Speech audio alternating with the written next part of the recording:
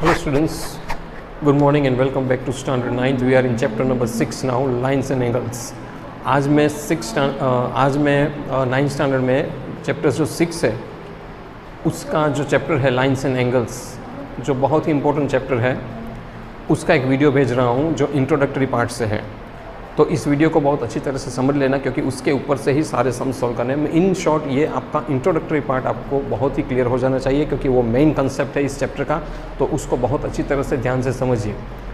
Now introductory part में मैं आपको ये समझाना चाहता हूँ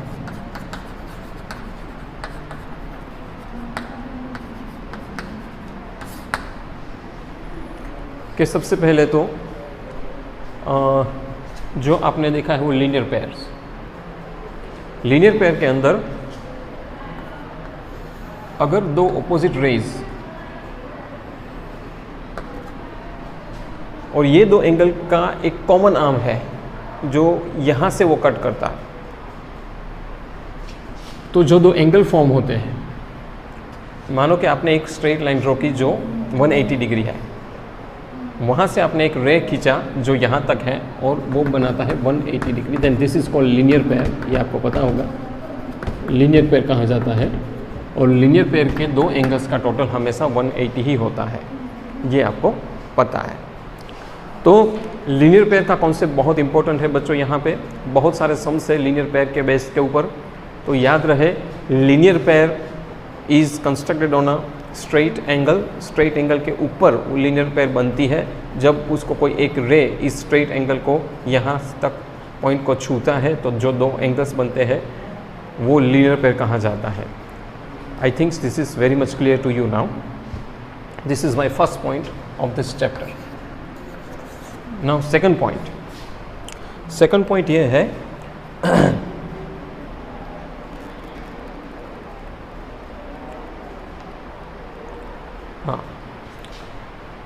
बच्चों, ये एक दूसरी बात यह है कि मानो कि दो पैरेलल लाइंस हैं,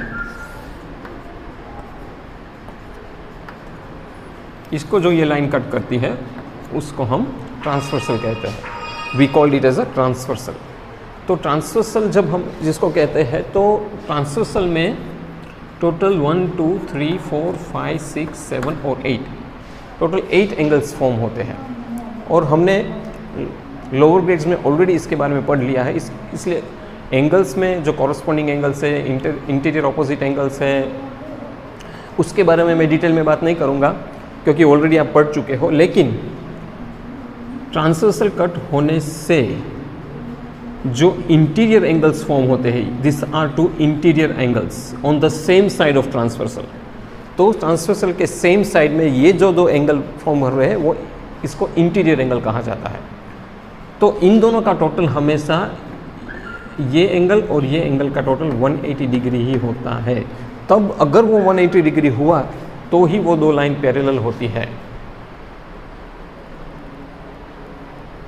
तो ही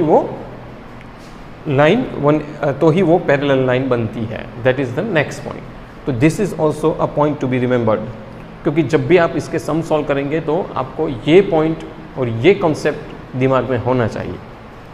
तो angles form on the same side of transversal and that two interior angles, the total has to be 180 degree. That means it should be a supplementary angles, right? You already know that supplementary angles के total 180 degree होता है। Now third point which I need to discuss is कि अगर दो parallel line को कोई एक transversal line cross करती है, दो पॉइंट अलग अलग दो पॉइंट पर, तो आपको पता है, जैसे कि मैंने ये पहले भी बता दिया था, लोअर ग्रेड्स में भी पढ़ चुके हो, कि ये दो एंगल जो है, मैं यहाँ पे नाम दे देता हूँ 1 2 3 4 5 6 7 8, ऐसे 8 एंगल्स फॉर्म होते हैं, वो मैंने अभी आपको बताया। अब मैं ये कहना चाहता हूँ कि जो आपका एंगल नंबर 2 और एंगल नंबर 6, ये दो कॉरस्पॉन्डिंग पेयर बनाता है। इसी तरह एंगल नंबर 3 और एंगल नंबर 7, ये दो वो भी कॉरस्पॉन्डिंग एंगल बनाता है। तो मतलब ट्रांसवर्सल के LHS साइड, मतलब कोई भी एक साइड दो पेयर हुई कॉरस्पॉन्डिंग एंगल्स की। इसी तरह RHS साइड देखो तो एंगल 1 एंड एंगल 5 एक पेयर, और इसी तरह एंगल 4 एंड एंगल 8 ये दूसरी पेयर। तो टोटल कितनी हुई? 2 + 2 4 पेयर्स ऑफ कॉरस्पॉन्डिंग एंगल्स बनते हैं जब भी आप एक पैरेलल पैरेलल लाइंस जो होती है उनको कोई ट्रांसवर्सल कट करता है। तो फिर 1 एंड 2 जो है वो, और 7 एंड 8 है वो एक्सटीरियर एंगल्स है। फिर 3, 6 एंड 4, 5 वो इंटीरियर एंगल्स है, जिसको मैंने जिक्र अभी किया था, जिसका टोटल 180 होता है। यहाँ भी होगा तो भी 180, इस तरफ होगा तो भी 180। ओके, और अब बारी आती है इंटीरियर ऑपोजिट एंगल्स की। तो इंटीरियर ऑपोजिट एंगल्स में एंगल 4 एंड एंगल 6 ये और ये दोनों इंटीरियर ऑपोजिट एंगल्स है, और ये 3 and 5 this are also interior opposite angles. तो 2 pairs of interior angles, 2 pairs बना रहा हूं, मतलब 4 एंगल्स बनेंगे इंटीरियर ऑपोजिट एंगल्स।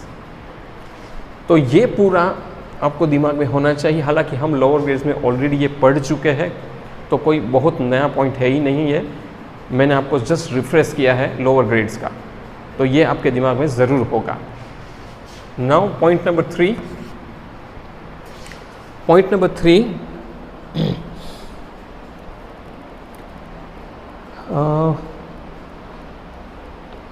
हाँ, जो कॉरस्पॉन्डिंग एंगल्स बनते हैं, जैसे कि यहाँ पे 2 और 5 एंड 3 एंड 7 उनके मेजरमेंट इक्वल होते हैं। मतलब 2 एंड 5 उनका मेजरमेंट सेम होगा, 3 एंड 7 का मेजरमेंट सेम होगा। इस तरह RHS साइड 1 एंड 5 का मेजरमेंट सेम होगा, और ये 4 एंड 8 एंगल्स के मेजरमेंट्स होंगे। इन शॉर्ट कॉरस्पॉन्डिंग एंगल के पेयर्स के मेजरमेंट हमेशा सेम रहते हैं। फिर इंटीरियर ऑपोजिट एंगल्स के मेजरमेंट भी सेम होते हैं, समझ गए? Exterior angles on the same side of the transversal के मेजरमेंट भी सेम होते हैं। This is the point to be remembered. तो ये पॉइंट भी आपको ध्यान रखना है लाइन्स एंड एंगल्स जब आप सीख रहे हो।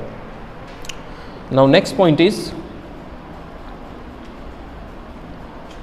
हाँ, अगर कोई दो लाइन जैसे कि AB एंड CD नाम दिया है मैंने, अगर वो इंटरसेक्ट कर रही है किसी एक पर्टिकुलर पॉइंट पर, जैसे कि यहाँ पे इंटरसेक्ट कर रही है, तो इसकी इफेक्ट ये होगी कि टोटल 4 एंगल्स फॉर्म होंगे। This is also a point which we already learn in lower grades, I am just refreshing it. क्या वर्टिकली ऑपोजिट एंगल्स, इसको जो 4 एंगल फॉर्म हुए उसको वर्टिकली ऑपोजिट एंगल्स कहा जाता है, और ये चारों एंगल का टोटल 360 डिग्री होता है। इसमें भी जो ऑपोजिट एंगल्स रहते हैं सामने सामने, इसके ऑपोजिट में ये है और इसके ऑपोजिट में ये, ये तो ऑपोजिट एंगल्स के मेजरमेंट भी हमेशा सेम रहते हैं, ये भी आपको याद रखना है। In short, opposite angle same, total 360 degree, उसको हम वर्टिकली ऑपोजिट एंगल्स कहेंगे। और वर्टिकली ऑपोजिट एंगल्स तब भी फॉर्म होता है जब दो लाइन इंटरसेक्ट करती है एक पर्टिकुलर पॉइंट पर। Is it clear? Now let us proceed further. Point number 5,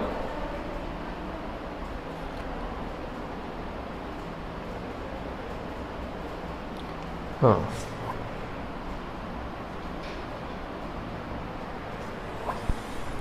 triangle जो होता है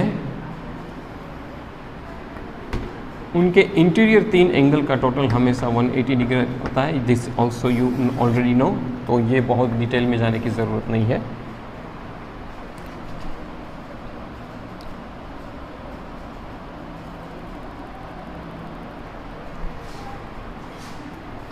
पैरेलल लाइंस इनको ही कहते हैं जब वो कभी कहीं इंटरसेक्ट नहीं करते और distance between them should be equal through out.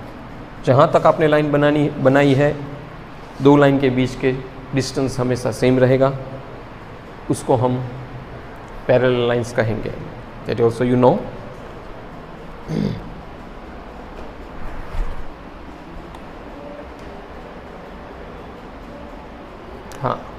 एक लास्ट और इम्पोर्टेंट पॉइंट कि मानो कि कोई ट्राइंगल है,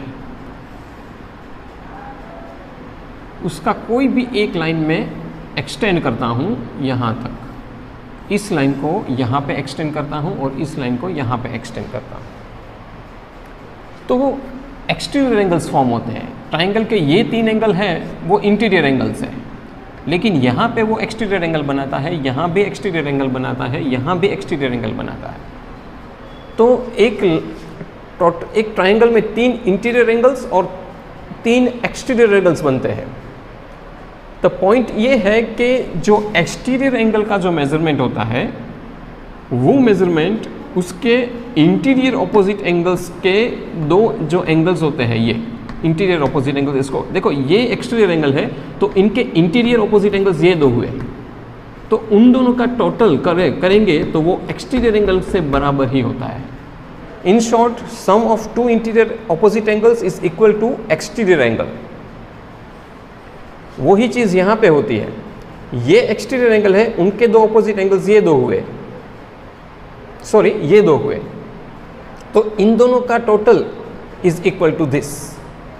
और इस तरह ये जो है एक्सटीरियर एंगल, इनके 2 इंटीरियर ऑपोजिट एंगल ये हुए, तो इन दोनों का total is equal to this. This is very important point, mind you, ये बहुत इंपॉर्टेंट पॉइंट है और इसको बहुत ही कॉम्प्लेक्स सम्स होंगे वो आपको सॉल्व करने में ये हेल्प करेगा।